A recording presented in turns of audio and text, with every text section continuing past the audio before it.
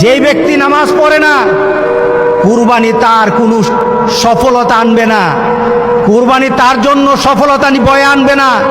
নামাজ নাই, কুরবানি হবে না তার, নামাজ ছাড়া কুরবানি হবে না। এটাই ধারাবাহিকতা। ইন্না আতাইনাকাল কাউসার ফাসাল্লি লিরাব্বিকা ওয়ানহার। নামাজ আগে, কুরবানি পড়ে। আর আমাদের সমাজে এমন মানুষ আছে নামাজ পড়ে না, কিন্তু লক্ষ লক্ষ টাকা দামের কুরবানি ছাড়ে না। এমন আছে কিনা বলেন? তার মানে কি? সে দিন বুঝে না, সে ইসলাম বুঝে না, সে মুহাম্মদ সাল্লাল্লাহু আলাইহি সাল্লামকে দেওয়া আল্লাহর ঘোষণাও জানে না, ইব্রাহিম আলাইহিস সালামকে দেওয়া সেই কুরবানির নীতি জানে না। এই কুরবানি তার জন্য কোনো সফলতা বয়ে আনবে না। সুতরাং যারা কুরবানি দিচ্ছেন, আপনার নামাজ নাই,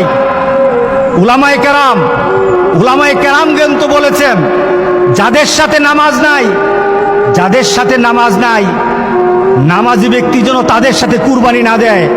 কারণ বেনামাজির কুরবানি হবে না। আপনি 7 নাম দিলেন, 6 জন মানুষ নামাজ পড়ে, একটা মানুষ নামাজ পড়ে না, বিপদ কিন্তু হয়ে গেছে। কারণ 6 ব্যক্তির অংশটা কিন্তু আরেকজনের সাথে সংযুক্ত হয়ে আছে।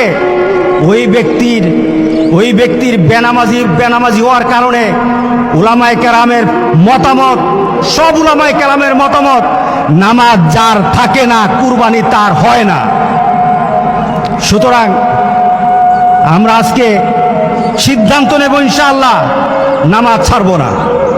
রাজি আছি সবাই? কি ছাড়বো না বলেন? নামাজ ছাড়বো না। নামাজ কায়েম করার পর আপনার কুরবানি, আপনার রোজা, আপনার হজ, আপনার ইবাদত সকল কিছু নামাজকে দিয়ে মানদণ্ড করা হবে। আগে নামাজ, এরপরে সকল ইবাদত। এটাই হবে মুসলমানদের ধারাবাহিক আমলের নিয়ম। যাদের সাথে নামাজ নাই, আজকে চলুন তওবা করি। আপনি আপনার রবের জন্য সালাত পড়ুন, আপনি নামাজ কায়েম করুন, সালাত কায়েম করুন, আপনি সালাত পড়ুন, আপনি আপনার রবের জন্য সালাত পড়ুন। এরপরে কি করতে হবে? সালাত একদিকে হবে প্রথম, এরপরে হবে নাহার।